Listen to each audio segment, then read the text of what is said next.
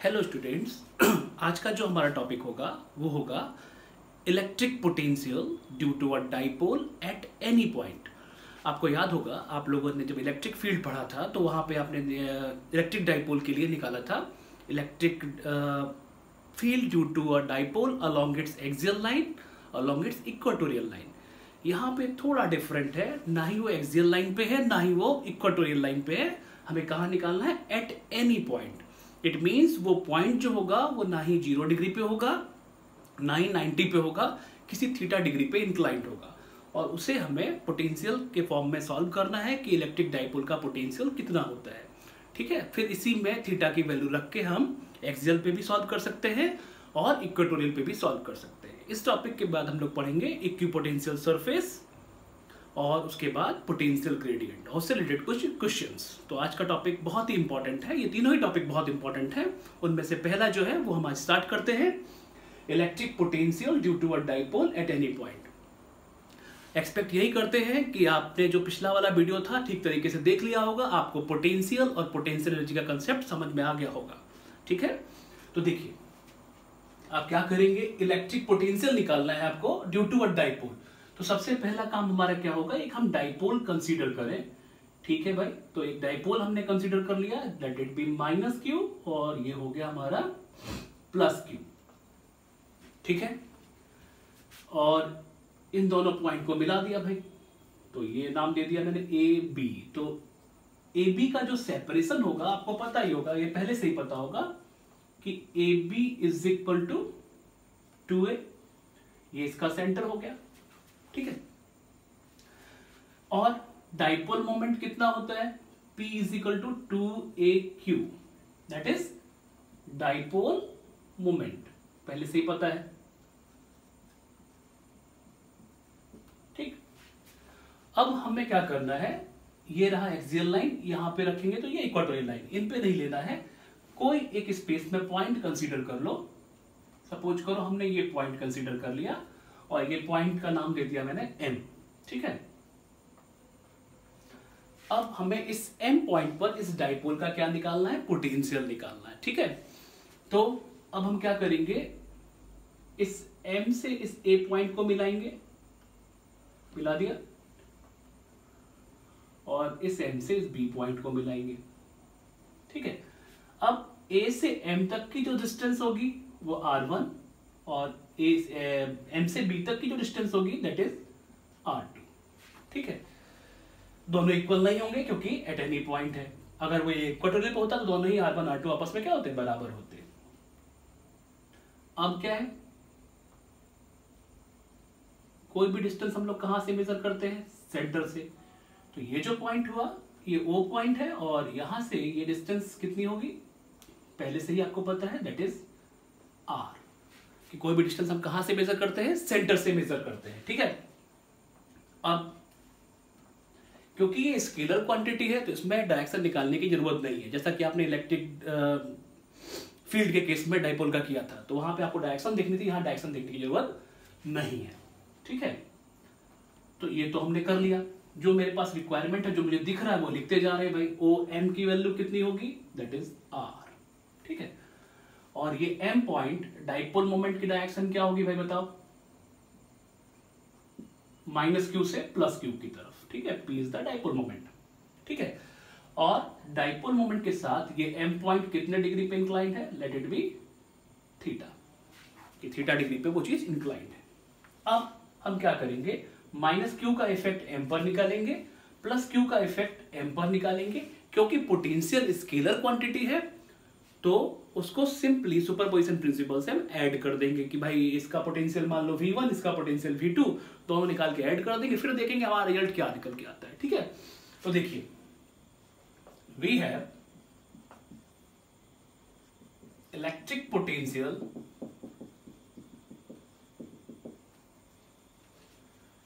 Due to minus q at point कहां? M पे। ठीक है, तो सिंपल है भाई, इसको हम लेट कर लेते हैं, V1 लेट कर लेते हैं या V माइनस क्यू बोल देते हैं, ज्यादा अच्छा रहेगा।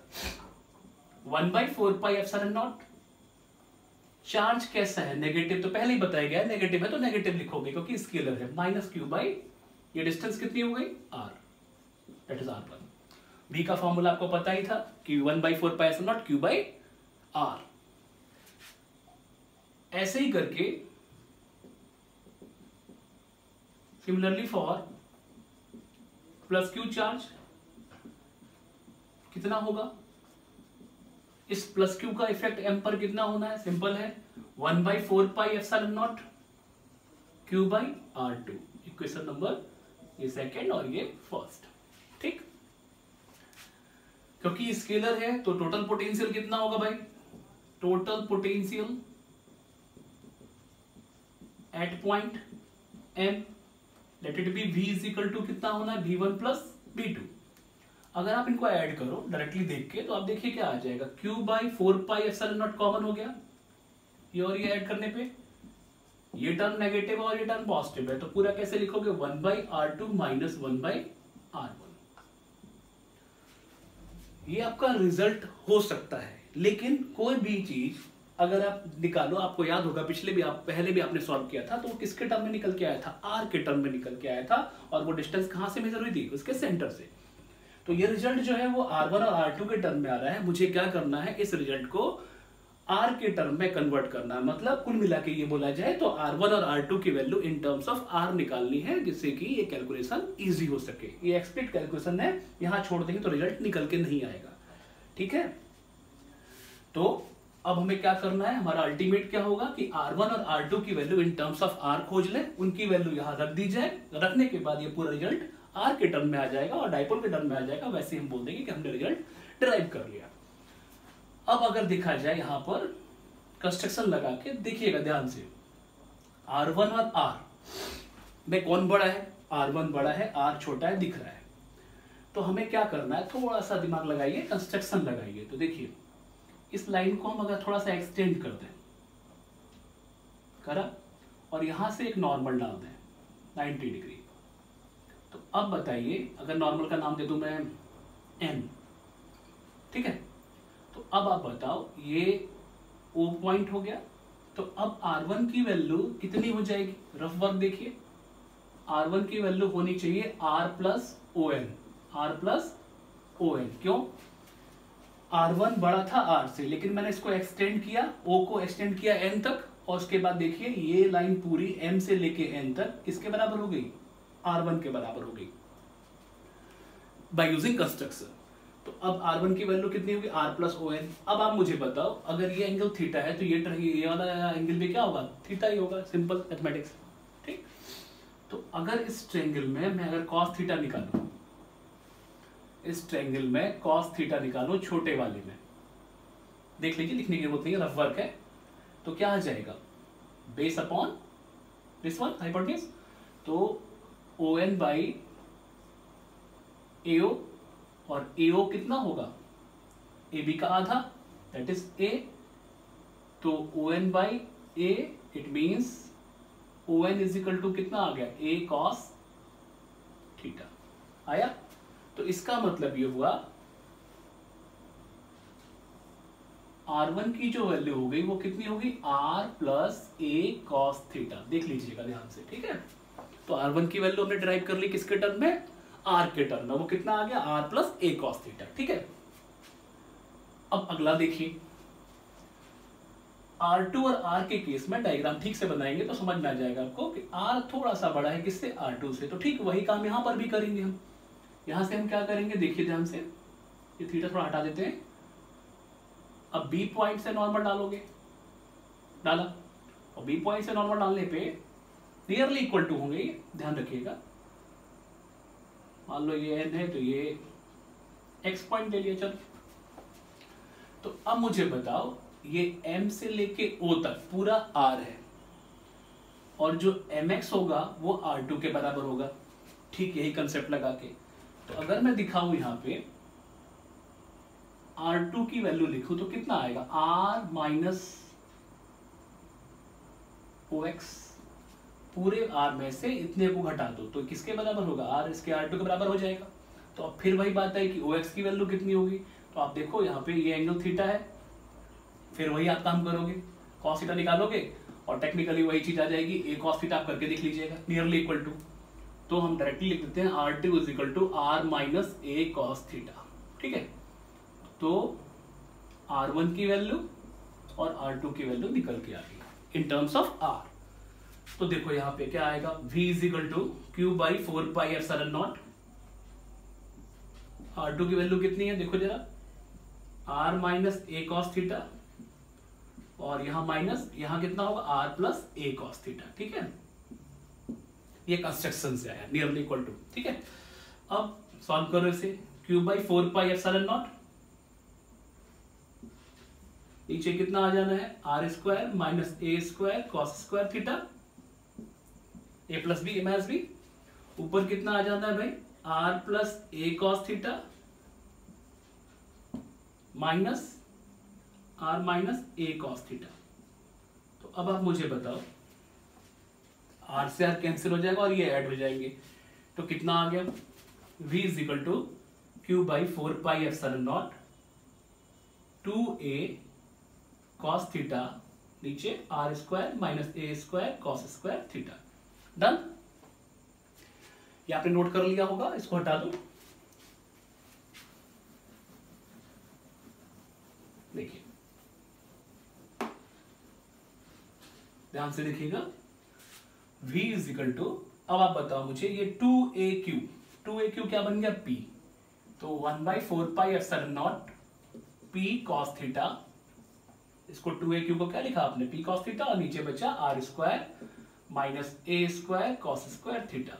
ये आपका potential due to dipole at any point आ गया। बहुत ही आसान टॉपिक था, केवल आपको एक बार इसको रिवाइज करना होगा देखने के बाद। ठीक है, फिर वही चीज कि if r is very very greater than a cos theta, तो यहां से क्या आ जाएगा, इसको इग्नोर कर दोगे आप, तो ये क्या जानना है बोलो, 1/4 pi epsilon naught p cos theta by r square. तो इस रिजल्ट को भी आप यूज करेंगे। ठीक है, क्लियर हो गया।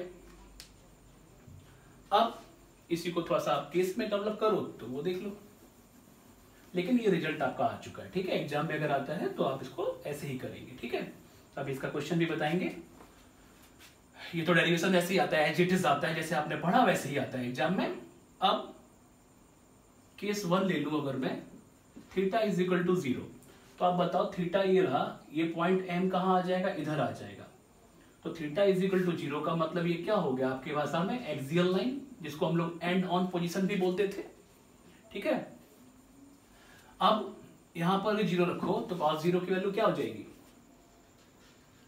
1, तो v is equal to 1/4 pi epsilon naught p by r square.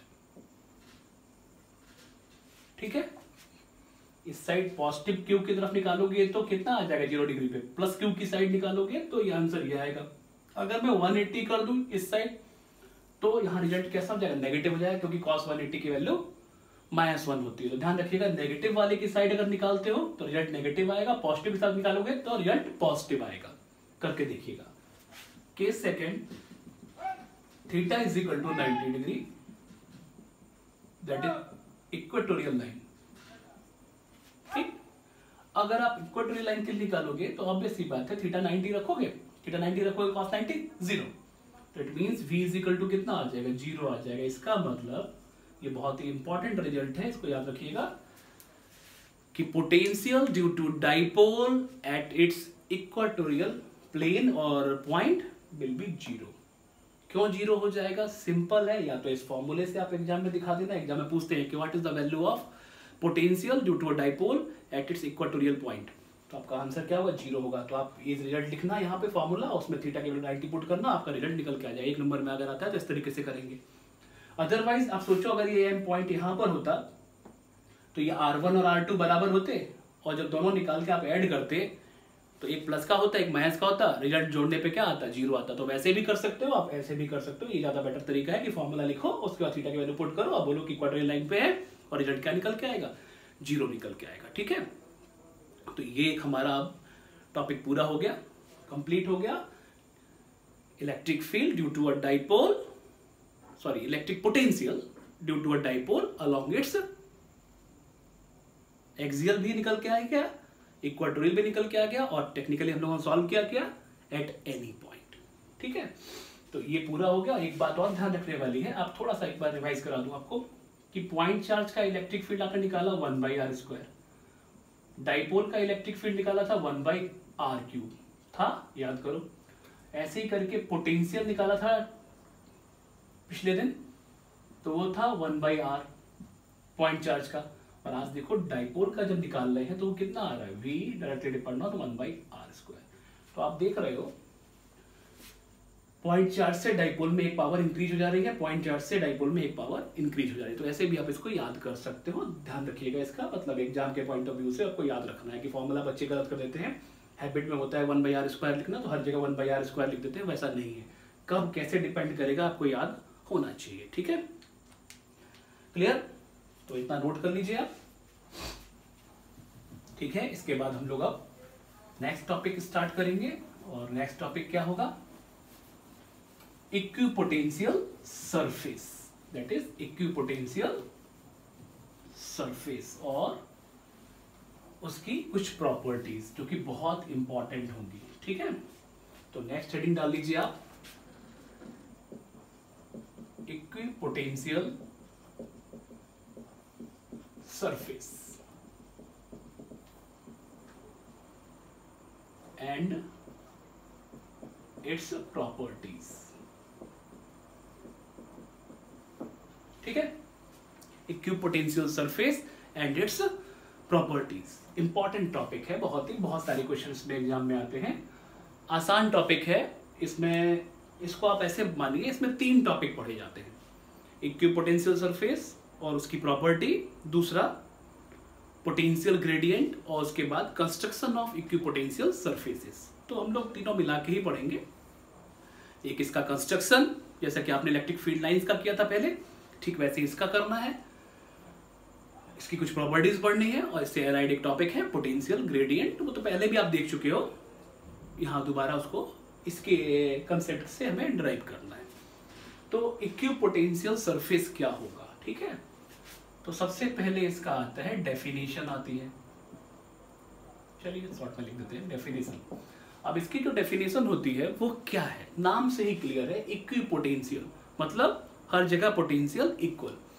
तो अगर हम देखें एक एग्जांपल लेके कि अगर मान लो मैंने एक सरफेस बना दिया, मान लो हमारा बोर्ड है, ये भी एक सरफेस है, इसी बोर्ड का एक पार्ट ले लिया मैंने, यहाँ पर एक पॉइंट ले लिया ए और यहाँ पर एक पॉइंट ले लिया बी, और हम ये बोल दें कि इस सरफेस पे हर एक जगह पे, चाहे आप ए पॉइंट लो, बी लो, सी लो, डी लो, कोई भी पॉइंट ले लो, हर एक जगह पोटेंशियल की वैल्यू सेम रहे, इक्वल रहे। अगर मैं ए पे पोटेंशियल निकालूं, निकल के आए 5 वोल्ट, बी पे निकालूं, निकल के आए 5 वोल्ट, तो इट मीन्स दोनों जगह का पोटेंशियल सेम है। तो अगर सेम है तो ये पूरी सरफेस कैसी होगी, अगर यहाँ पर भी निकालो और भी कई जगह निकालो, हर जगह पोटेंशियल की वैल्यू सेम आए, तो वो सरफेस कैसा होना है, इक्विपोटेंशियल सरफेस। तो how will you define equipotential surface? A surface is said to be equipotential if the value of electric potential remains constant throughout the surface। फिर से दोबारा बोल दे रहा हूं कि what do you mean by equipotential surface? A surface is said to be equipotential if the value of electric potential means V, remains constant throughout the surface, then the surface is said to be equipotential। तो आप इस चीज को लिख लेंगे, ठीक है, बोल दिया मैंने, आप इसको एक बार दोबारा सुन के खुद से लिख लीजिएगा। अब बात आती है कि चलो भाई इसकी प्रॉपर्टीज क्या होंगी।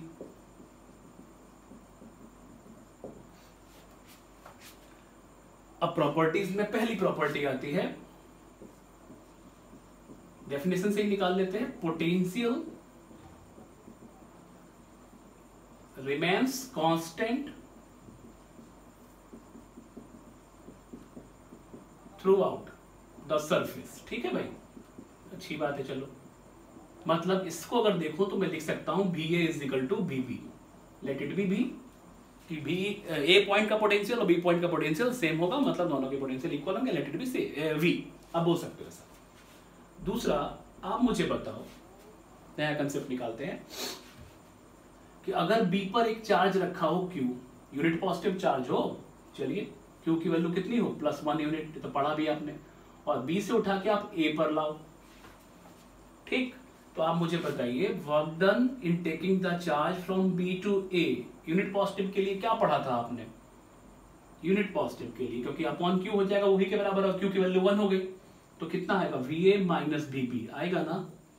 क्यों भाई, फॉर्मूला आपके पास है, W by q is equal to V होता है और Q की वैल्यू कितनी है 1 है, दैट मींस W बराबर V। और V कितना होगा, पोटेंशियल डिफरेंस के बराबर। ये आपने पिछले कंसेप्ट में पढ़ा हुआ है, पिछले वीडियो में आपने देखा हुआ है, नहीं देखा है आपने तो दोबारा फिर से देख लीजिएगा उसको।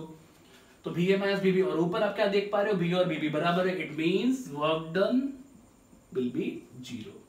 ये बहुत ही इंपॉर्टेंट कंक्लूजन है कि work done over the equipotential surface will always be 0। Work done over the equipotential surface will always be, क्या होगा, 0 होगा। ये बहुत ही इंपॉर्टेंट कंक्लूजन है, इस कंक्लूजन का हम लोग बाद में यूज भी करेंगे, ठीक है। तो ये तो आपको याद रखना ही रखना है सही तरीके से। तीसरी बात, अब आप मुझे बताओ वर्क डन का फॉर्मूला क्या था। अब WBA लिख ले रहा हूं मैं, फोर्स इनटू डिस्प्लेसमेंट होता है ना, पढ़ा है आपने। और आप बताइए यूनिट पॉजिटिव चार्ज, अगर मैं एक चार्ज को 1 ले लूं तो ये F क्या बन जाएगा, E बन जाएगा। आपने पिछले डेरिवेशन में देखा हुआ है, EDX हो गया, न्यूमेरिकली फोर्स हमारा इलेक्ट्रिक फील्ड के बराबर हो गया। अब बताओ मुझे, इसी चीज को ऐसे लिखूं तो कोई दिक्कत नहीं, FDX that will be EDX, किसके लिए भाई, for Q is equal to +1 unit, ठीक, डन। अब आप मुझे बताओ WBA तो मेरा 0 निकल के आ रहा है, तो अब बताइए EDX को कैसे लिख सकते हैं, EDX cos थीटा, ठीक। अब आप मुझे बताओ ये EDX cos theta is equal to क्या निकल के आया, 0। तो या तो E 0 है या DX 0 है या cos थीटा 0 है, मतलब इन तीनों की वैल्यू में से कोई एक 0 है। DX 0 हो नहीं सकता, डिस्प्लेसमेंट हुआ, क्योंकि सरफेस है, यहां पर इलेक्ट्रिक फील्ड होगा ही होगा, इलेक्ट्रिक फील्ड होगा ही होगा, क्योंकि इलेक्ट्रिक चार्ज है तो वहां पर इलेक्ट्रिक फील्ड भी होगा। तो अब बात आई कि इलेक्ट्रिक फील्ड यहां 0 है नहीं, DX 0 है नहीं, तो cos थीटा विल बी 0, और cos थीटा इज 0 मींस क्या हुआ बता सकते हो आप, cos 90, it means theta is equal to कितना आ गया 90 डिग्री, और थीटा किसके बीच का एंगल है, E और DX के बीच का एंगल है। तो यहां से बहुत ही इंपॉर्टेंट कंक्लूजन निकल के आता है कि E is perpendicular to DX, मतलब electric field is everywhere normal to the equipotential surface. Electric field हर एक जगह, इक्विपोटेंशियल सरफेस है, हमेशा याद रखिएगा इलेक्ट्रिक फील्ड कैसा होगा, उसके सरफेस पे हर जगह नॉर्मल होगा, मींस परपेंडिकुलर होना है। ये बहुत ही इंपॉर्टेंट पॉइंट है कि अगर सरफेस इक्विपोटेंशियल है तो इलेक्ट्रिक फील्ड उसके हर एक पॉइंट पर कैसा होगा, नॉर्मल होगा, ठीक है। तो 3 पॉइंट तो हमने निकाल लिए कि उसके पूरे सरफेस पे पोटेंशियल की वैल्यू कैसी होगी, सेम होगी, जिसको आपने बोला VA इक्वल टू VB। दूसरा आपने बोला कि अगर ये दोनों बराबर हैं तो उस पे किया गया वर्क डन क्या होगा, 0 होगा, मतलब सरफेस पे कोई भी चार्ज अगर मूव कराओ तो हमें कोई वर्क नहीं करना होगा, ठीक है। तो इस पॉइंट को थोड़ा सा हम आगे बढ़ाते हैं, सुनिएगा ध्यान से। आपने क्या बोला कि अगर मैं इक्विपोटेंशियल सरफेस पे वर्क करूं तो मेरा वर्क डन क्या होगा, 0 होगा। अब आप बताओ पोटेंशियल एनर्जी की डेफिनेशन क्या थी, कि work done against any conservative force will be stored as its potential energy, ठीक है ना। Work done in taking a charge from infinity to a particular point under the influence of source charge. अब आप मुझे बताओ कि अगर एक सरफेस है और जो कि इक्विपोटेंशियल है, तो मैं इस पॉइंट से A पॉइंट से B पॉइंट पर एक चार्ज लाना चाहता हूँ, तो A से B पर लाऊंगा तो चार्ज को लाने में वर्क नहीं होगा, वर्क नहीं होगा, इसका मतलब यहाँ पर ना ही इसके अलोंग ना ही इसके अपोजिट कोई इलेक्ट्रिक फील्ड का कंपोनेंट वर्क कर रहा है, क्योंकि इलेक्ट्रिक फील्ड अगर वहां पर होता तो उसके अगेंस्ट या उसके अलोंग ले जाने में हमें क्या करना होता, वर्क करना पड़ता। समझ पा रहे हैं बात को, कि अगर वहां पर कोई फोर्स होगा, अगर कोई वहां पर इलेक्ट्रिक फील्ड का सोर्स होगा तो हमेशा ही उसके रिपल्सन के अगेंस्ट या अट्रैक्शन के अगेंस्ट हमें वर्क करना होगा। लेकिन अगर हमें वर्क नहीं करना पड़ रहा है, वर्क डन का आंसर क्या निकल के आ रहा है? 0 निकल के आ रहा है। इसका मतलब उसके सरफेस पे इलेक्ट्रिक फील्ड का कोई भी कंपोनेंट मौजूद नहीं होगा। तो इसका मतलब इलेक्ट्रिक फील्ड कहाँ होगा? सरफेस पे जब नहीं होगा तो फिर कहाँ होगा? जैसे मान लो हम एक वेक्टर क्वांटिटी लेते हैं, भाई ऐसा है इलेक्ट्रिक फील्ड, तो इधर क्या होगा खुद बताओ? ई कॉस थीटा, आपने पढ़ा है ये सब, और ये ई साइन थीटा, अगर ये एंगल थीटा है, और इसको मैं प्लेट का सरफेस मान लो ये प्लेट है और इसका सरफेस है ये, तो सरफेस के अलावा कोई कंपोनेंट है नहीं। इसका मतलब ये टर्म क्या हो गया? 0 हो गया। जब ये टर्म 0 हो गया तो कौन सा वाला बचा? ये परपेंडिकुलर वाला बचा। ठीक है, इसीलिए तीसरे वाले रिजल्ट में वर्क डन बराबर 0 करके जो हम निकाल रहे हैं, तो इलेक्ट्रिक फील्ड कैसा निकल के आ रहा है? सरफेस पे नॉर्मल निकल के आ रहा है। तो अच्छे से याद रखिएगा कि इलेक्ट्रोस्टैटिक वाले केस में सरफेस पे इलेक्ट्रिक फील्ड का कोई कंपोनेंट नहीं होता है, और जब नहीं होता है तो हमें किसी भी फोर्स के अगेंस्ट वर्क नहीं करना पड़ता है, इसीलिए हमारा वर्क क्या निकल के आता है? 0 निकल के आता है। तो थ्योरेटिकल आंसर ये रहा, मैथमेटिकल आंसर ये रहा। तो 3 पॉइंट तो साफ साफ दिख रहे हैं। पोटेंशियल सेम होगा, दूसरा वर्क डन 0 होगा, तीसरा इलेक्ट्रिक फील्ड सरफेस पे हमेशा ही नॉर्मल होगा। क्यों नॉर्मल होगा? आप समझ गए, मैथमेटिकली भी समझ गए और इस तरीके से भी समझ में आ रहा है आपको। नेक्स्ट, इसका मतलब ये हुआ, एक पॉइंट इससे हम एक और कंक्लूड कर सकते हैं, एक्सटर्नल फोर्स, चाहे वो इलेक्ट्रिक फील्ड हो सकता है, डज नॉट एक्सेल मतलब सपोर्ट करना, और हिंडर्स मतलब अपोज करना the motion of charge over equipotential surface. ठीक बात? मतलब जो एक्सटर्नल फोर्स होगा वो इक्विपोटेंशियल सरफेस पे किसी भी चार्ज के मोशन को ना ही वो सपोर्ट करेगा ना ही उसे अपोज करेगा। ठीक है, अब बात आती है कि ये 4 पॉइंट तो हमने पढ़ लिए, थोड़ा सा आप देखो यहाँ पर डेली लाइफ में कहाँ यूज है, क्योंकि किसी टॉपिक को हम पढ़ते हैं तो क्यों पढ़ रहे हैं, क्या फायदा होगा इक्विपोटेंशियल सरफेस पढ़ के, क्या कर लेंगे हम इससे? तो आप एक चीज याद करो, आपने देखा होगा, आपने जो हम लोगों के यहाँ इलेक्ट्रिसिटी की सप्लाई होती है, जो हाई टेंशन वायर्स होते हैं, जो इससे हमारे घर में करंट आता है, तो आपने देखा होगा जो नेकेड वायर्स होते हैं उनके ऊपर आपने देखा होगा बर्ड्स को बैठे हुए, चिड़िया बैठी रहती है उनके ऊपर। तो जब चिड़िया बैठी रहती है तो देखा होगा उसके एक वायर है और उस पर बर्ड आराम से बैठे हुए दोनों पैर रख के। अब आप सोचो, अगर हम लोग उस वायर को टच कर लें तो हमें बहुत ही हाई वोल्टेज का जर्क लगेगा, शॉक लगेगा, और वो हैजर्डियस होगा, फैटल हो सकता है, मर भी सकते हैं। लेकिन वो जो चिड़िया है, जो बर्ड है, वो आराम से बैठी हुई है उस सरफेस के ऊपर, तो उससे शॉक क्यों नहीं लग रहा है? क्योंकि वो जो वायर है उसके चिड़िया के दोनों पैर एसी सरफेस पे रखे हुए हैं, उसके पैरों के बीच में कोई भी पोटेंशियल डिफरेंस नहीं है, क्योंकि यहाँ पर भी जो पोटेंशियल है वही पोटेंशियल यहाँ पर है। That's why the bird doesn't get a shock, because या since it is placed over या it sits over the equipotential surface. तो उसके लिए वो क्या हुआ? इक्विपोटेंशियल सरफेस हुआ। अगर वही बात मानी जाए कि उसकी बॉडी का एक पार्ट ग्राउंड के कांटेक्ट में होता और एक पार्ट किसके? वायर के कांटेक्ट में होता, तो वहां क्या होता? पोटेंशियल डिफरेंस क्रिएट होता, higher to lower potential charge का फ्लो शुरू हो जाता। लेकिन यहाँ पर क्या है कि उसके दोनों पैर उसी के ऊपर थे, इसका मतलब वो हाई टेंशन वायर पे एग्जाम में क्वेश्चन आता है कि वो जो चिड़िया बैठी होती है उस पर उसको एक शॉक क्यों नहीं लगता, इलेक्ट्रिक करंट क्यों नहीं लगता? तो आप बोलेंगे क्योंकि उसके दोनों पैर सेम पोटेंशियल पे है और वो सरफेस कैसे वर्क कर रहा है? इक्वल पोटेंशियल, इक्विपोटेंशियल की तरीके से, इसीलिए उसे कोई जर्क नहीं लगा। वही बात है यहाँ पर, external force does not excel और hinder the motion of charge over the equipotential surface. वहां पर उसके पोटेंशियल बराबर होगा तो चार्ज का फ्लो भी डिस्टर्ब नहीं होगा। ठीक है ना? तो एक तो चीज ये हो गई। दूसरा, इक्विपोटेंशियल सरफेस का यूज हम कहाँ करते हैं? एक तो यहाँ मतलब ये तो आप देख रहे हैं जो ऑब्जर्व हो रहा है, अदरवाइज आपने देखा होगा कभी कभी आप अपना मोबाइल फोन रख देते हो टीवी के पास और टीवी ऑन रहती है, तो मोबाइल में कभी कभी सिग्नल आते हैं तो कभी कभी टीवी में डिस्टॉर्शन आना शुरू हो जाता है, आवाज आना शुरू हो जाती है। तो क्या हुआ? ये हुआ कि जो मोबाइल का सिग्नल है वो टीवी के सिग्नल को डिस्टर्ब कर रहा है। ठीक है, क्योंकि मोबाइल का सिग्नल हिंडर कर रहा है टीवी के सिग्नल को। तो टीवी के अंदर भी फ्रीक्वेंसी कैचिंग एलिमेंट्स हैं और मोबाइल के अंदर भी फ्रीक्वेंसी कैचिंग एलिमेंट्स हैं।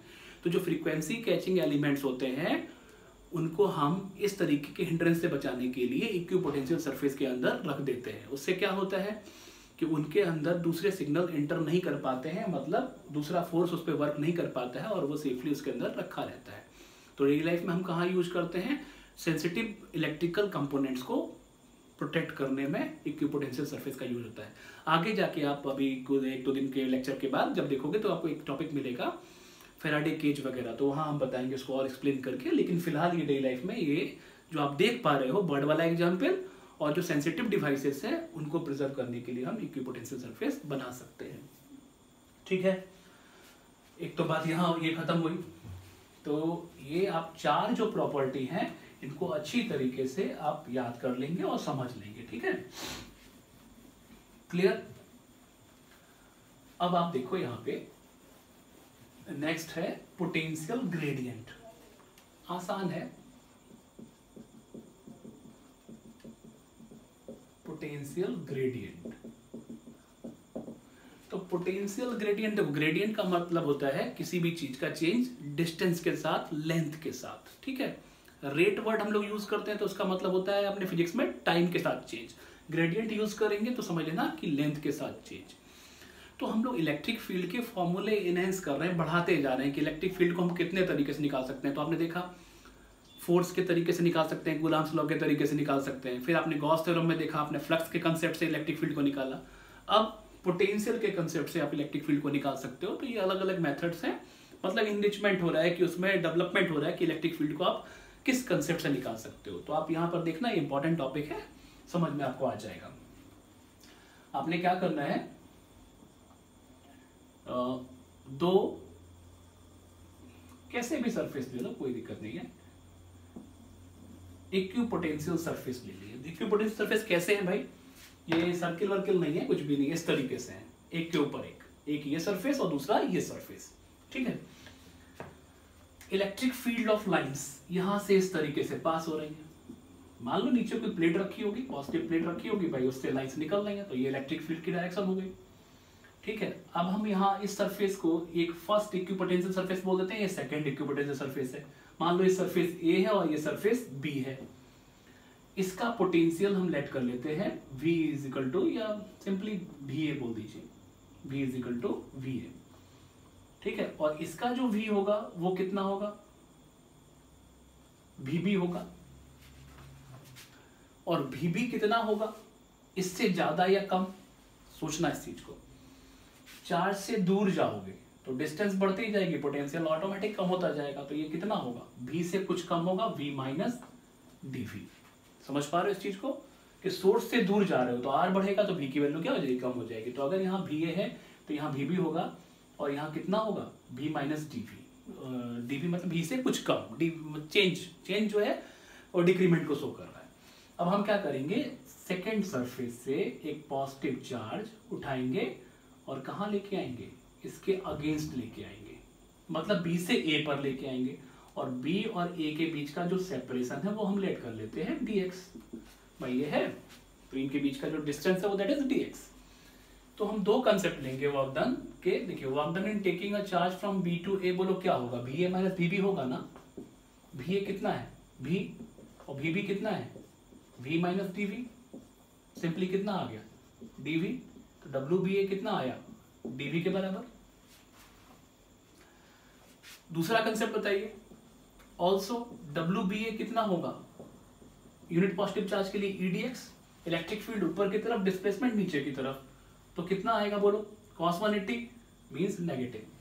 Done, equation number second. कैसे नेगेटिव हुआ समझ गए, क्योंकि दोनों के बीच का इलेक्ट्रिक फील्ड और मूवमेंट अपोजिट है एक दूसरे के। तो ये दोनों इक्वेशन देखो WBA के बराबर है, इक्वेट कर दो, minus EDX is equal to DV और E is equal to minus का DV बाई DX ले लो, DR ले लो, DZ ले लो, DY ले लो, सब चलता है। ठीक है, तो E is equal to minus का DV बाई DX। क्लियर। यहां से आप लिखेंगे electric field is numerically equals to the negative of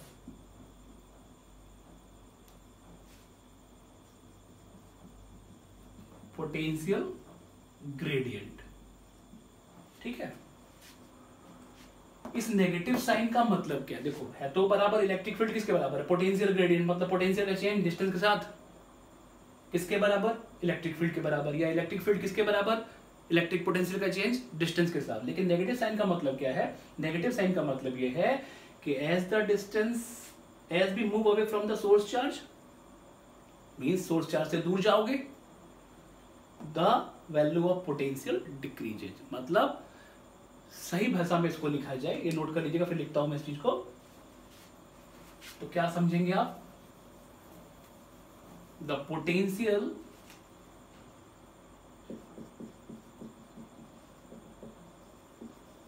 decreases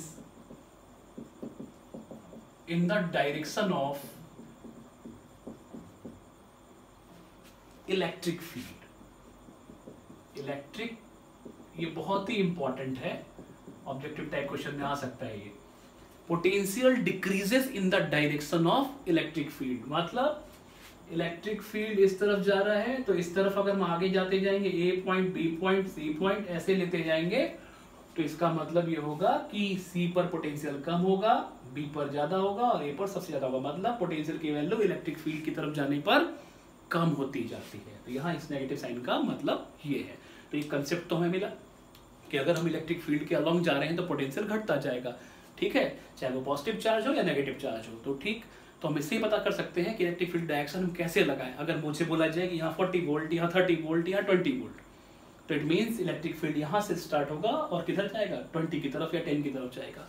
ठीक है, अगर बोला जाता यहाँ 10 वोल्ट, यहाँ 20 वोल्ट, यहाँ 30 वोल्ट, तो इलेक्ट्रिक फील्ड किधर से होता? 30, देन 20, फिर 10। It means potential decreases in the direction of electric field. Electric field के अलॉन्ग मूव करते जाइए, पोटेंशियल की वैल्यू कम होती जाएगी। क्लियर? एक बात क्लियर हो गई आपसे? ठीक है, अब आप यहां से मुझे एक बात बताइए, एक क्वेश्चन पूछते हैं यहां से, थोड़ा और क्लियर करते हैं। जैसे मान लो मैंने एक सिर्फ ये लाइन खींच के, हम लाइन से क्या रिप्रेजेंट कर रहे हैं? इक्विपोटेंशियल सरफेस रिप्रेजेंट कर रहे हैं।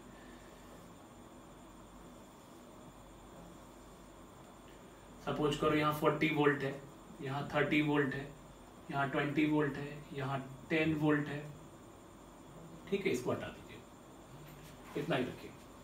यहाँ मैं एक पॉइंट ले लूँ P, यहाँ ले लूँ Q और यहाँ ले लूँ R। बोला जाए कि दीज आर इक्विपोटेंशियल सरफेसेस।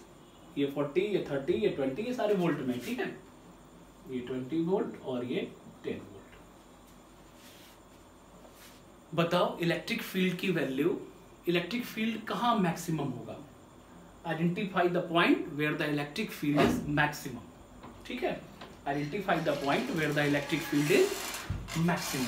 तो आप कैसे पता करेंगे? इस चीज को देखिए ध्यान से, ठीक से समझना है आपको कि these are equipotential surfaces.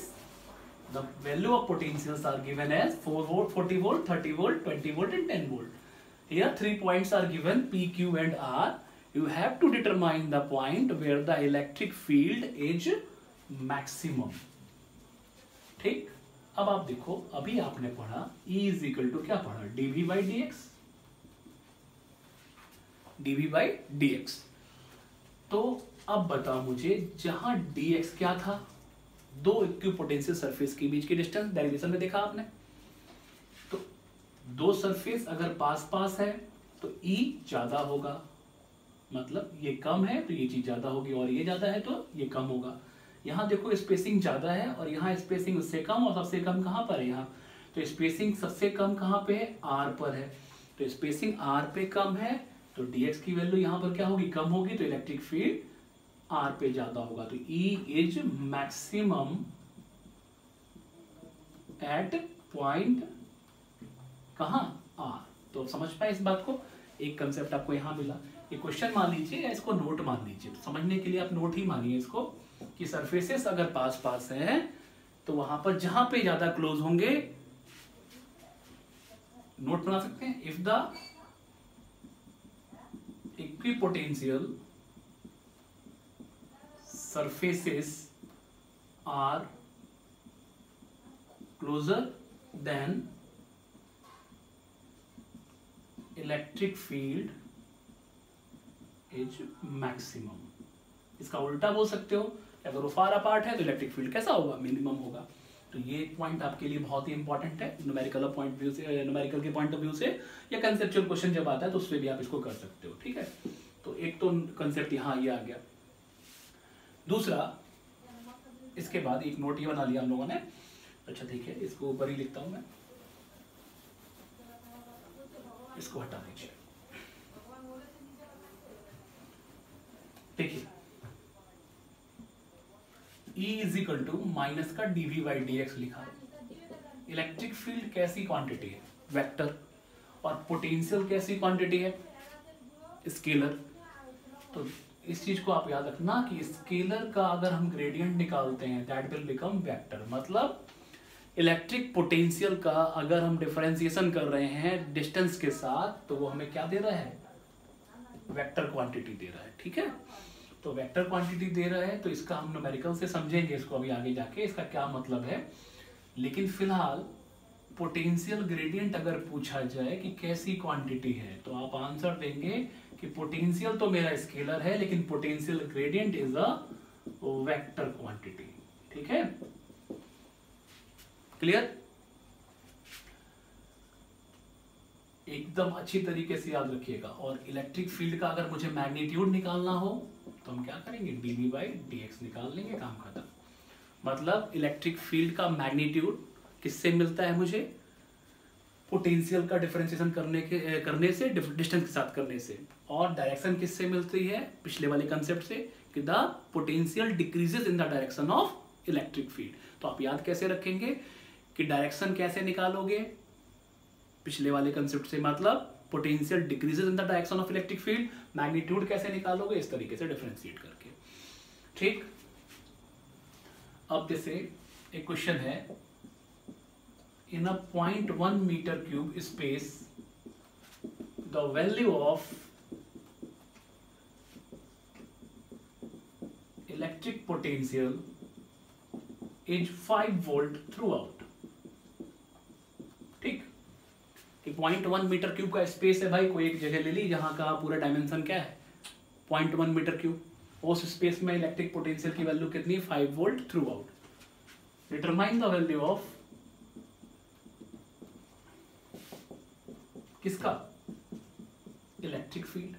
क्या निकालो, इलेक्ट्रिक फील्ड। तो आपको सोचना है कि अगर 0.1 मीटर क्यूब का स्पेस है, मान लो इस तरीके का कोई स्पेस है यहाँ, और पूरे में पोटेंशियल कितना है, 5 वोल्ट है। तो इस इतनी बातों से आप क्या निकालना है, आपको इलेक्ट्रिक फील्ड की वैल्यू निकालनी है। तो सोचना ये है कि इलेक्ट्रिक फील्ड का कोई रिलेशन है पोटेंशियल के साथ, जस्ट अभी पढ़ा मैंने, E is equal to minus का dv बाई dx। चलो माइनस हटा भी दो एक बार को मैग्नीट्यूड निकालने के लिए। अब मुझे बताओ पोटेंशियल कैसा है, d बाई dv किसका, d बाई dx किसका, 5 वोल्ट का।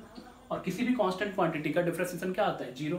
इट मींस इलेक्ट्रिक फील्ड कितना निकल के आ गया, 0 निकल के आ गया। इलेक्ट्रिक फील्ड 0 निकल के आ गया। तो ऐसा अगर क्वेश्चन आता है कि अगर पोटेंशियल हर जगह कांस्टेंट है तो इलेक्ट्रिक फील्ड क्या होगा, 0 होगा। कैसे निकाला आपने, दिखा आपने। तो इससे एक बात ये भी क्लियर हो गई कि अगर इलेक्ट्रिक फील्ड 0 है तो इसका मतलब ये नहीं है कि पोटेंशियल भी 0 होगा। ये बहुत ही इंपॉर्टेंट बात है कि if the value of electric field is 0 it doesn't refers that the potential is also 0। देख पा रहे हो आप कि इलेक्ट्रिक फील्ड की वैल्यू 0 है लेकिन पोटेंशियल की वैल्यू कैसी है, कांस्टेंट है। सही तरीके से आप इसको देख लीजिएगा क्योंकि आगे जाके आपको इसका यूज भी करना है। तो कोई भी अगर पूछता है, जैसे हम लोगों ने गॉस थ्योरम में पढ़ा था कि यूनिफॉर्मली चार्ज स्फेरिकल सेल है, बताओ इसके अंदर सेल की यूनिफॉर्मली चार्ज है, इस तरीके से चार्ज की स्प्रेडिंग हो रही है, ठीक है, और बताओ इसके अंदर का इलेक्ट्रिक फील्ड कितना होगा, सबको पता है कितना था भाई, 0 था। क्यों? क्योंकि गॉसियन सरफेस जब हमने बनाया उसने चार्ज को इनक्लोज नहीं किया था, और जब चार्ज इनक्लोज नहीं हुआ तो इलेक्ट्रिक फील्ड क्या निकल के आया, 0। तो अब इसी क्वेश्चन को चेंज कर दिया जाए कि बोला जाए इलेक्ट्रिक फील्ड इसके अंदर स्फेरिकल सेल के अंदर 0 है, तो बताओ क्या पोटेंशियल भी 0 होगा? आपका आंसर होगा नहीं, पोटेंशियल 0 नहीं होगा। पोटेंशियल कैसा होगा? कांस्टेंट होगा। इलेक्ट्रिक फील्ड 0 है तो जरूरी नहीं है कि पोटेंशियल भी 0 हो, वो कैसा हो सकता है, कांस्टेंट होगा। तो इसके अंदर कितना होगा, कांस्टेंट होगा। और उस कांस्टेंट की वैल्यू कितनी होगी, अगर इसका रेडियस में r ले लूं तो कितना होगा 1/4πε0 Q/r। इसका मतलब इसके अंदर सरफेस पे जो वैल्यू होगी उतनी ही उसके अंदर होगी। मतलब सरफेस पे अगर मान लो 5 वोल्ट है तो अंदर भी कितना होगा 5 वोल्ट 5 वोल्ट 5 वोल्ट, कहीं पे भी निकालो 5 वोल्ट, लेकिन इलेक्ट्रिक फील्ड कैसा होगा, 0 होगा। तो कभी भी आप एक पॉइंट कंक्लूड करिएगा, if the electric field is 0 then it doesn't refers that electric potential is also 0, it refers that the potential may remain constant। ठीक, और सेल के केस में क्या बोलेंगे, it has the same value as inside it, और किसके बराबर होगा वो, which is equal to the value of the potential at the surface of the cell। मतलब what will be the value of electric potential inside the cell, the value of electric potential inside the cell is equal to the value of potential over its surface। ठीक है। अच्छा एक बात बताओ, अभी हम इसको ऐसे लिख सकते हैं E dx dV/dx equal to, तो इसको ऐसे अरेंज कर लिया, इंटीग्रेट करूं मैं तो V इज इक्वल टू, अगर मान लो इलेक्ट्रिक फील्ड 0 है तो 0 इंटू dx क्या आएगा 0 प्लस कांस्टेंट। तो आप समझ पा रहे हो कि इंटीग्रेशन होता है तो हम क्या लेते हैं, बिना लिमिट के तो क्या आता है कांस्टेंट आता है। तो ऐसे मैथमेटिकली दिखा सकते हो कि v इज इक्वल टू क्या आएगा कांस्टेंट आएगा। क्यों कांस्टेंट आया, क्योंकि इलेक्ट्रिक फील्ड की वैल्यू 0 है। तो यहाँ से एक पॉइंट आप और रेफर करेंगे, इस क्वेश्चन को ही पॉइंट ले लीजिए नोट में। तो 3-4 पॉइंट निकल के आ रहे हैं आपके, ध्यान से देखिएगा डायरेक्शन कैसे निकाला आपने, मैग्नीट्यूड कैसे निकालते हो, और पॉइंट्स जो जनरेट कर रहे हो उनको देखते जाओ। ठीक है, तो यहाँ से सीखा क्या आपने कि इलेक्ट्रिक फील्ड 0 है तो पोटेंशियल भी 0 हो, ऐसा जरूरी नहीं है। ठीक है, नेक्स्ट देखते हैं, एक क्वेश्चन और देखते हैं, फिर इसका पॉइंट हम फिर जनरेट करेंगे। देखिए नेक्स्ट देखो आप, जैसे एक बोर्ड में क्वेश्चन आया था,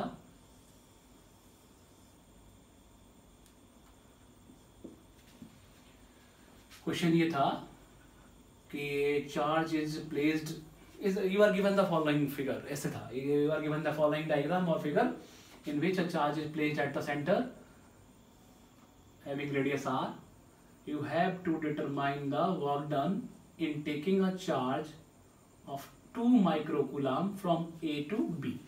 मतलब एक इस तरीके का डायग्राम बना हुआ है, उसके सेंटर पे एक चार्ज रखा हुआ है, उसका रेडियस क्या है r है, वहां पर 2 पॉइंट दिए गए उसके सरफेस पे A और B, और आपसे बोला जा रहा है A पे 2 माइक्रोकूलम का चार्ज रखा हुआ है, उसको उठा के आप कहाँ ले जाए, B पर ले जाए। तो अब मुझे सोचना है कि वर्क डन कितना होगा, calculate the work done in taking the charge from A to B। तो पहली चीज हम क्या करेंगे, वर्क डन का फॉर्मूला क्या होता है, V इंटू क्यू, क्योंकि V बराबर W/Q होता है। ठीक, तो अब मुझे बताओ पोटेंशियल में A पर निकालूं तो कितना आएगा, बताओ 1/4πε0 Q/r। B पर निकालूं तो कितना आएगा 1/4πε0 Q/r। तो A और B पर देखो चार्ज की वैल्यू सेम है, डिस्टेंस सेम है, इसका मतलब VA और VB बराबर हो गए। तो इट मींस इसका जो वो सरफेस है it will serve as a कैसा, बोलो इक्विपोटेंशियल सरफेस। इसका मतलब ये क्या बन गया, इक्विपोटेंशियल सरफेस बन गया। तो ऑब्वियस सी बात है जब हम वर्क डन निकालेंगे तो वर्क डन कितना आएगा भाई, WAB निकालेंगे और तो कितना आना है VA VB माइनस BA, और BB minus BA multiplied by वो चार्ज 2 माइक्रोकूलम, BA भी ये चीज कितना आ जानी है, 0 निकल के आ जानी है। इट मींस आंसर क्या आ जाएगा, 0 आ जाएगा। क्लियर है। तो ये चीज आपको अच्छी तरीके से याद रखनी है कि चाहे वो यूनिट पॉजिटिव चार्ज हो या कुछ भी लिखा हो, सही तरीके से याद रखिएगा कि work done over the equipotential surface is 0। ठीक है, इसी क्वेश्चन को थोड़ा सा हम चेंज करते हैं। जैसे आप इसी चीज को देखिए, ये चार्ज रखा है, अब बोला जाए ये पॉइंट A है और ये पॉइंट B है और ये पॉइंट C है। अब बोला जा रहा है कि आप A से C पर जाओ और C से कहां जाओ, B पर जाओ, ये पाथ फॉलो करो। और अब बताओ उस चार्ज को, चलो Q को मैं 1 ले लेता हूं आसान करने के लिए, यूनिट पॉजिटिव चार्ज है, A से उठाओ C पे ले जाओ, C से उठाओ B पे ले जाओ और बताओ कितना वर्क डन होगा। ठीक है, ये आपके समझ में आ गया। Square down. तो ये तो आप समझ ही रहे हो कि आंसर क्या निकल के आया, 0 निकल के आया। अब बताइए मुझे, चलिए इसको मिटा दिए, कंफ्यूजन दूर हो जाएगी। अब आप बताइए इसका रेडियस कितना है, दैट इज r, और मुझे क्या करना है, वर्क डन निकालना है। ठीक है, चलिए देखते हैं। Work done from A to C कितना आएगा बताइए जरा। VC माइनस VA आएगा, इक्वेशन नंबर फर्स्ट, क्योंकि चार्ज यूनिट पॉजिटिव है तो उसको 1 कर दिया हमने। Work done from C to B कितना आएगा, VB minus VC, equation number second, क्योंकि वर्क स्केलर क्वांटिटी है, टोटल वर्क डन कितना होगा बोलो तो WAC प्लस WCB, आप ऐड करो, VC कट जाएगा, क्या आएगा, VB माइनस VA। तो टोटल वर्क डन कितना निकल के आया, VB माइनस VA निकल के आया। यहां छोड़ते हैं। अगर हम इसी चीज को ऐसे देखते, WAB निकालते, A से C नहीं जाते, सीधा A से B आ जाते, इस बात को फॉलो करते, तब क्या आता बोलो, VB माइनस VA। ये क्या था, A से C और देन C से B। तो आप देख पा रहे हो इनिशियल पॉइंट हमारा A है और फाइनल पॉइंट हमारा B है, तो हमने डायरेक्टली निकाला, तब भी क्या निकल के आया, VB माइनस VA निकल के आया। और फिर वही काम था कि A से C आना है, C से B जाना, लेकिन हमने पाथ चेंज कर दिया, A से C आया और C से B आ रहे हैं, तब भी देखिए रिजल्ट क्या निकल के आ रहा है, VB माइनस VA। और आपको पता है VB और VA का पोटेंशियल कैसा है, सेम पिछले वाले क्वेश्चन में देखा आपने। इट मीन्स ये आंसर कितना आएगा, 0, ये आंसर कितना आएगा, 0। तो ऑब्वियस सी बात है कि जो पोटेंशियल है मेरा वो कैसा है, कंजर्वेटिव है, वो पाथ पे डिपेंड नहीं कर रहा है, और it will serve as a equipotential surface. तो ये बातें आपको ध्यान रखनी है, कंफ्यूज नहीं होना है एग्जाम में कि पाथ चेंज कर दिया तो रिजल्ट मेरा चेंज हो जाएगा। जैसे ऐसे कुछ क्वेश्चन आते हैं, आप ट्राई करिएगा। जैसे इलेक्ट्रिक फील्ड है, इसमें ऐसे करके एक ट्रायंगल रखा होगा, यूं करके A से B जाइए और B से C आइए, बताइए पूरा वर्क डन कितना होगा। A से B जाना है, B से C जाना है, तो आप ऐसे करके ना सॉल्व करके A से C का ही सॉल्व कर लेंगे तो भी हो जाएगा। A से B मत जाइए, B से C आइए, तो वो ना करके आप डायरेक्टली A से C चले जाइए, तब भी आप कर सकते हैं। इससे क्या सीखने को मिल रहा है कि ये पाथ पे डिपेंड नहीं करता है। ठीक है, तो इतनी बात आपके समझ में आ गई, आप समझ पा रहे हो इस चीज को, क्लियर है। ठीक, तो ये पॉइंट्स जो भी है, क्वेश्चन मानो या कुछ भी मानो, इनको आपको दोबारा एक दो बार दोबारा पॉज कर करके देख लीजिएगा, समझ में नहीं है तो पूछ लीजिएगा। ठीक है, अब जैसे अगर देखा जाए, एक क्वेश्चन पूछा जाए आपसे कि इलेक्ट्रिक फील्ड जो वहां पे था कि electric field is everywhere normal to the surface of charge conductor. Electric field जो है हर जगह कैसा है, सरफेस पे नॉर्मल है। तो इसका मतलब क्या है, तो समझाया मैंने आपको, लेकिन हम उसको क्वेश्चन की तरह जरूर समझते हैं। देखिए क्वेश्चन लिखते हैं कि if the potential in the region of space around the point, लिख ही लीजिएगा, if the potential in the region of space around the point -1 meter, 2 meter and 3 meter, done, is given by V is equal to 10x square plus 5y square minus 3z square। ठीक है, calculate the component of electric field at this point। The components of electric field at this point। देखिए question जो है वो ठीक है, इसमें आपको सीखने को क्या मिलेगा, क्वेश्चन क्यों लिया गया, ये लिया गया कि वहां आपने देखा कि electric field is everywhere normal to the surface of equipotential surface. जो सरफेस इक्विपोटेंशियल होगा उस पे इलेक्ट्रिक फील्ड हमेशा ही नॉर्मल होगा। तो उससे हमने सीखा था कि उस पे नॉर्मल होगा, इसीलिए हमें सरफेस पे चार्ज को मूव कराने में कोई वर्क नहीं करना पड़ रहा था। ठीक है, इसलिए वर्क डन का आंसर 0 निकल के आया। लेकिन उस नॉर्मल का एक मतलब और भी है, वो देखिए। आपसे बोला गया पोटेंशियल ये फंक्शन है और इलेक्ट्रिक फील्ड निकालो, तो हमें दिमाग में तुरंत होना चाहिए इलेक्ट्रिक फील्ड और पोटेंशियल का कंसेप्ट किससे आता है, पोटेंशियल ग्रेडियंट से। और पोटेंशियल ग्रेडियंट मेरा होता है dvy dx dy dz, कुछ भी हो सकता है, ठीक है। x y z से मतलब नहीं, dvy dr लिख लीजिए, r में तीनों आते हैं x y z, वो ठीक है। लेकिन यहाँ आपको एक चीज सिखानी है मुझे। जैसे मान लो एक रफ वर्क देख लीजिए आप, जैसे लिखा हो कोई भी कंसेप्ट ले लो आप, जैसे y इज इक्वल टू लिखा है 2x² + 3z, ठीक है। मुझसे बोला जाए dy बाई dx निकालो, तो क्या करोगे, इंटीग्रेट करोगे, सॉरी डिफरेंशिएट करोगे, इसका कितना हो जाएगा 4x, और z कांस्टेंट नहीं है तो फिर क्या आ जाएगा 3 dz by dx, 3 dz by dx, ठीक। क्योंकि z का भी डिफरेंशिएशन होगा लेकिन विथ रिस्पेक्ट टू x, ठीक। लेकिन अगर हम आगे देखेंगे, आपने पढ़ा होगा कहीं श्रोडिंगर इक्वेशन वगैरह पढ़ते हो आप, एक होता है ये हो गया परफेक्ट डिफरेंशिएशन, एक होता है पार्शियल डिफरेंशिएशन। पार्शियल डिफरेंशिएशन जो हम करते हैं तो दूसरी चीजें भले ही वेरिएबल हो, जिसके रिस्पेक्ट में हो रहा है उसी का निकल के आना है, बाकी को हम कांस्टेंट के तरीके से ट्रीट करते हैं। जैसे ऊपर वाले क्वेश्चन को ले लीजिए, 2x² + 3z है, तो अगर पार्शियल डेरिवेटिव दिखेंगे तो हम थोड़ा सा डी टेढ़ा बनाएंगे, डेल पढ़ते हैं, del y upon del x, तो क्या आ जाएगा, इसका आ जाएगा x के टर्म में, तो x का निकल के आएगा 4x, ठीक है। इस चीज का क्या होगा 0 हो जाएगा, भले ही वो वेरिएबल हो, दूसरे टर्म का क्या निकल के आता है 0 निकल के आता है। मतलब उसको किसी से मतलब नहीं है, जिसके रिस्पेक्ट में निकलवाया जाएगा उसी का निकालेंगे, बाकी दूसरे से चाहे वो कांस्टेंट हो तो 0 होना ही है, वेरिएबल है तो भी 0 होगा। मतलब इसमें कोई x का फंक्शन नहीं है तो इसका क्या आ जाएगा 0, कुछ और लिखा होता है उसमें x नहीं होता तो उसका भी क्या निकल के आएगा 0 होगा। तो इसको हम बोलते हैं पार्शियल डेरिवेटिव, जो कि आप बड़ी क्लासेस में पढ़ोगे। तो अब हमें यहाँ देखना है कि इलेक्ट्रिक फील्ड का सॉरी पोटेंशियल का फंक्शन ये है। सॉल्यूशन देखते हैं, आंसर देखते हैं,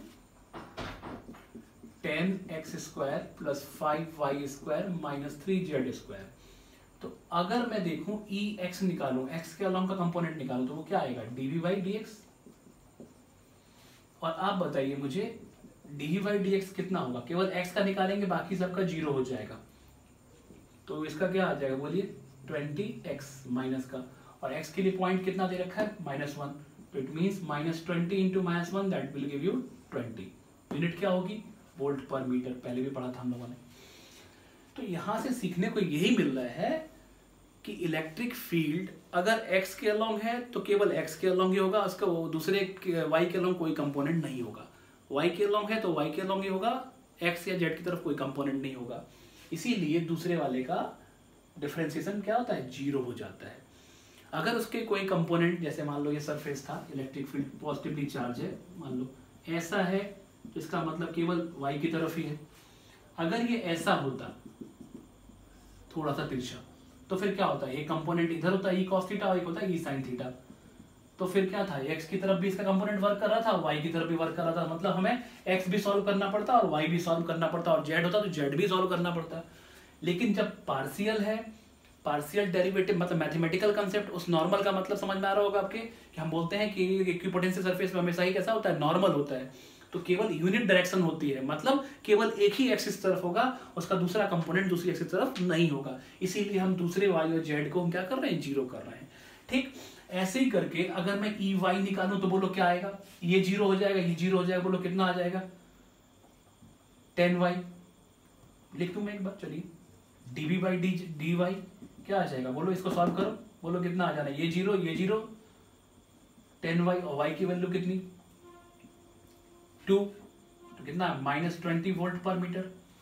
तो आप समझ पा रहे हैं, मतलब जब हम y सॉल्व कर रहे हैं तो x और z को कंसीडर नहीं कर रहे हैं, क्योंकि अगर वो इलेक्ट्रिक फील्ड y वाला है तो उसके कंपोनेंट, उसका जो वेक्टर कंपोनेंट वेक्टर होगा वो केवल किधर होगा y के अलोंग ही होगा, x और z की तरफ नहीं होगा। उसी चीज को हम पार्शियल डेरिवेटिव में शो करते हैं मैथमेटिकली। और अगर उसका कंपोनेंट वाई और जेड की तरीके से हो जाए, जेड की तरफ भी होता, तब हम उसके लिए परफेक्ट डिफरेंशिएशन लगाते, जो कि आप 12th में पढ़ोगे या आपने 11th में कुछ पढ़ा होगा। ऐसे ही करके आप बताओ ई जेड का मतलब क्या होगा, minus d v by d z. अब इसका करो तो ये कितना आ जाएगा, माइनस 6z, और z की वैल्यू कितनी है 3, तो 6 इंटू 3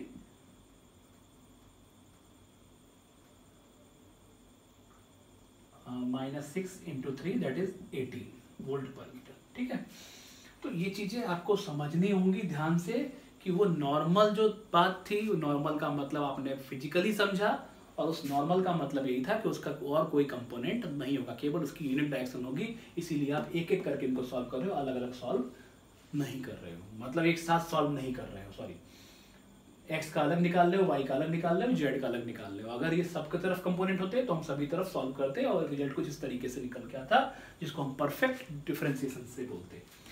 ठीक है, तो आप ऐसे क्वेश्चन और ट्राई करिएगा। जो आपको नई चीज मिली वो क्या थी, पार्शियल डिफरेंशिएशन। मतलब पार्शियल डिफरेंशिएशन कुछ भी नहीं है, जैसे हम कांस्टेंट का डिफरेंशिएशन करते हैं वो जीरो निकल के आता है, तो अगर उसमें वो टर्म इंक्लूड नहीं है तो उसका डिफरेंशिएशन क्या होगा, जीरो होगा। मतलब एक्स वाला है, एक्स के साथ कर रहे हैं तो एक्स का ही निकल के आएगा, वाई वाले का जीरो होगा, जेड वाले का जीरो होगा। ठीक है, इतना आप करिएगा। अब आप आज लास्ट डाल दीजिए, construction of equipotential surfaces. Exam में आता है, इंपॉर्टेंट है ये। किसके लिए भाई, पहले है पॉइंट चार्ज के लिए। तो पॉइंट चार्ज के लिए सोचो आप, मुझे फॉर्मूला क्या होता है मेरे पास, 1/4 pi epsilon naught q by are.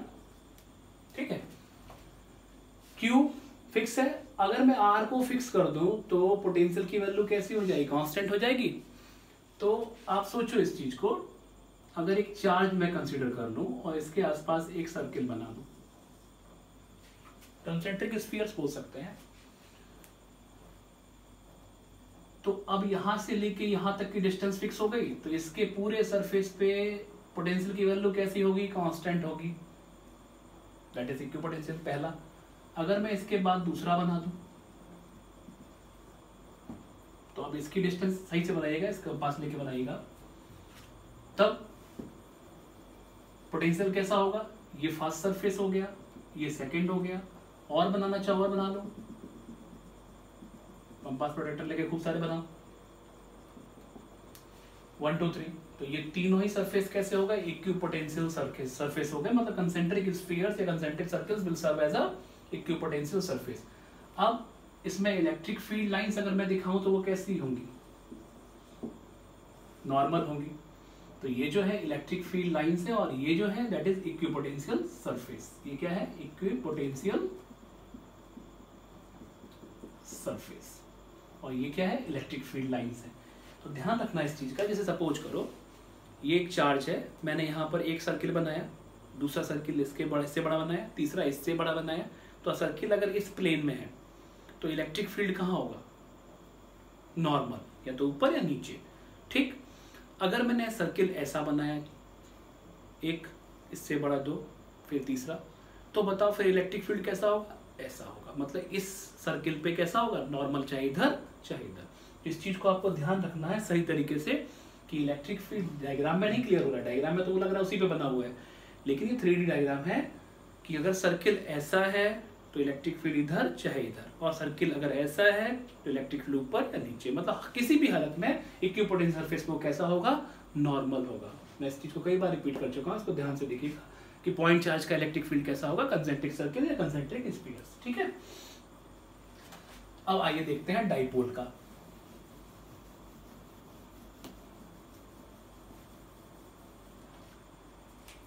Second लिखिए, फॉर इलेक्ट्रिक डाइपोल। सोचो, एक प्लस क्यू और एक माइनस क्यू। चलो भैया, एक सर्किल बना दिया मैंने, एक इसका बना दिया। सोचते हैं पहले, फिर इसको इलेबोरेट करेंगे। आप बताओ मुझे, प्लस क्यू माइनस क्यू, आप इस पॉइंट पर इलेक्ट्रिक फील्ड निकालो, पहले भी हम कर चुके हैं। तो इसका किधर होगा, रेडियली आउटवर्ड, और इसका रेडियली इनवर्ड, मतलब दोनों के इलेक्ट्रिक फील्ड बीच में ऐड होते हैं। अगर मैं यहाँ निकालूं तो माइनस क्यू का किधर होगा, अंदर की तरफ, और प्लस क्यू का किधर होगा, बाहर की तरफ। मतलब यहाँ निकालो तो प्लस क्यू का किधर होगा, बाहर की तरफ, और माइनस क्यू का किधर होना है, अंदर की तरफ। तो दोनों चार्ज के आइदर साइड वो आपस में कैंसिल होते हैं, बीच में वो क्या होते हैं, एडअप। इसका मतलब इन दोनों चार्ज के बीच का इलेक्ट्रिक फील्ड, बीच में इलेक्ट्रिक फील्ड स्ट्रॉन्गर होगा, साइडवेज कैसा होगा, वीकर होगा। अब आप मुझे बताओ, अभी थोड़ी देर पहले आप क्वेश्चन पढ़ के आए थे कि अगर इक्विपोटेंशियल सरफेस पास पास है तो इलेक्ट्रिक फील्ड स्ट्रॉन्गर है, और दूर दूर है तो इलेक्ट्रिक फील्ड वीकर है। ठीक है, तो हम क्या करेंगे, देखो ध्यान से देखना इस चीज को। एक सर्किल मैंने बनाया,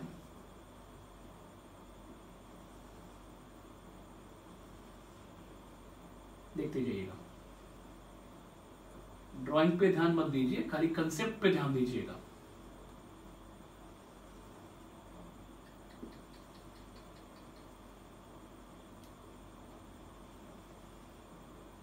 वो आप कितनी बना लो उससे मतलब नहीं है, मतलब इस चीज से है, देखिए ध्यान से।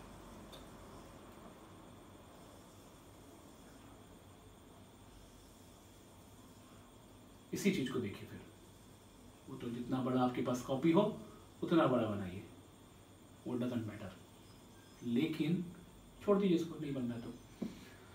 बस ये दिखाना है एग्जाम में कि ये दोनों चार्ज के बीच में ये इक्विपोटेंशियल सरफेस की स्पेसिंग कम है, इसका मतलब इलेक्ट्रिक फील्ड यहाँ स्ट्रांग होगा, और इस साइड देख रहे हो दूर दूर है, इसका मतलब इलेक्ट्रिक फील्ड वीक होगा। तो बनेगा तो सर्किल ही, लेकिन इस तरीके से बनेगा। ठीक, क्लियर? तो ये आप कर लीजिएगा। अच्छा आप एक बताओ, for two equal positive charge का अगर बनाना हो तो क्या करेंगे? अब दो पॉजिटिव होंगे तो बीच में आप खुद कर लेना घर पे, बीच में इलेक्ट्रिक फील्ड कैसा होगा, वीक होगा, और साइडवेज स्ट्रांग होगा। तो कंसेप्ट आपके समझ में आ गया होगा, क्योंकि अगर आप इलेक्ट्रिक फील्ड निकाल के देखोगे इनका, तो बीच में ये कैंसिल कर रहे होंगे, साइडवेज एड अप हो रहेंगे। तो अब आप क्या करोगे,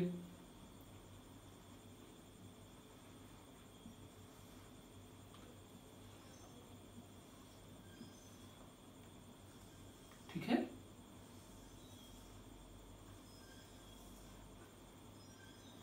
ज्यादा जरूरत नहीं है, पहले बना ही लेते हैं। Plus Q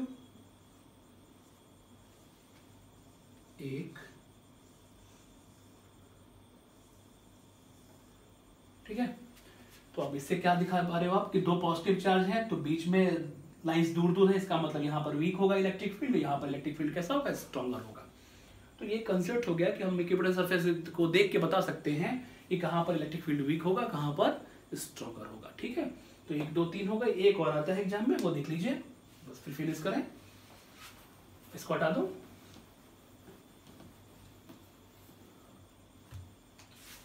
for uniform electric field, for uniform electric field. अब यूनिफॉर्म इलेक्ट्रिक फील्ड का देखो, आप कुछ नहीं करना। यूनिफॉर्म इलेक्ट्रिक फील्ड को हम लोगों ने पहले ही बताया था आपको कि कैसे बनाते हैं, इस तरीके से पैरेलल लाइंस बनाएंगे, क्यू स्पेस बनाएंगे।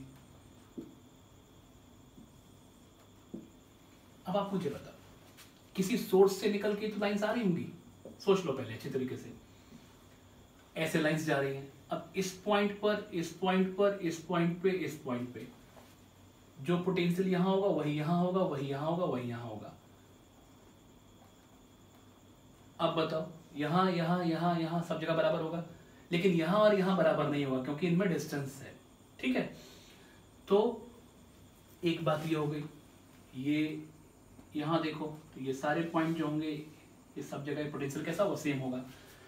लेकिन वो कंडीशन भी सेटिस्फाई करानी है कि electric field is everywhere normal to the surface of charge equipotential surface. तो हम क्या करेंगे, हम ये करेंगे, देखो ध्यान से,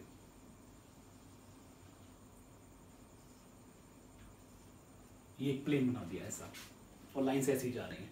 तो इस प्लेन में, ये प्लेन कहां से पास हो रहा है, इन पॉइंट से। इन सभी पॉइंट पर पोटेंशियल कैसा होगा, सेम होगा। पॉइंट दिखाने की जरूरत नहीं है, खाली समझाने के लिए बनाया गया था।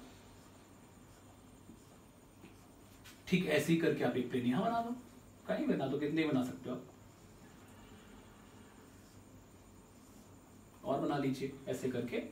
तो कितने भी आप बना के दिखा सकते हो, उससे मतलब नहीं है। मतलब यही है, जो यहां पर लिखा जाएगा उसको देखिए ध्यान से।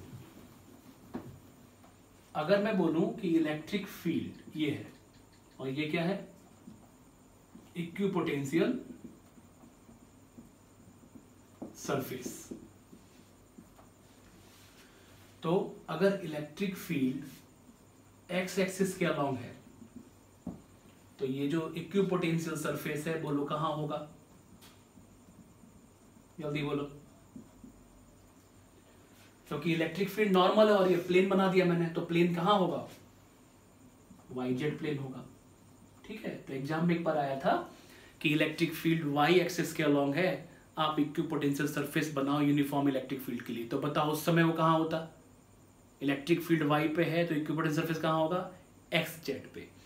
तो हमेशा ये दोनों परपेंडिकुलर होंगे और यहां पर आप क्या बोलोगे कि यूनिफॉर्म इलेक्ट्रिक फील्ड के लिए बोलोगे parallel planes will serve as a equipotential surface if electric field is normal to it. ठीक है, तो ये चीजें आप करेंगे, कई सारे क्वेश्चंस हैं प्रैक्टिस करने के लिए और उनको आप देखिएगा। आगे हम लोग और भी टॉपिक्स देखेंगे, इसको आप सही तरीके से ठीक तरीके से आप समझ लें। नहीं आपको समझ में आ रहा है तो दोबारा आप मुझसे पूछ सकते हैं। ठीक है, और इनके जितने भी आपको क्वेश्चन मिले बोर्ड वाले वो आप करिएगा, जहां भी आपको नहीं आता है आप मुझे सेंड कर सकते हो। ठीक है, थैंक यू।